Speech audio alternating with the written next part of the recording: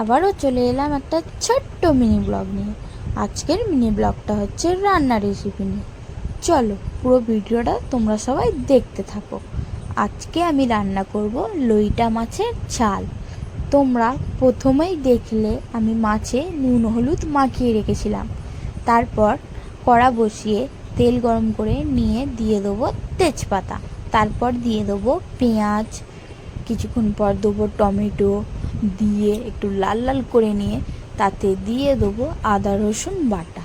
আদা রসুন বাটাগুলো একটু নেড়ে ছেড়ে দিয়ে দেবো নুন, হলুদ গুঁড়ো, একটু জিরে আর সামান্য চিনি দিয়ে একটু নেড়ে ছেড়ে দিয়ে দেবো মাছগুলো দেওয়ার পর একটু নেড়ে চেড়ে নিয়ে কষে নিয়ে গ্যাসটা লোয়ে করে ছেড়ে দেবো। তোমরা কমেন্টে জানিও কে কে লইটা মাছ খেতে ভালোবাসো। আমার তো খুব ভালো লাগে। আজকের মতন এই পর্যন্ত। কালকে আবারও একটা ছোট্ট মিনি ব্লগ নিয়ে তোমাদের সাথে দেখা হবে। Good night, bye bye.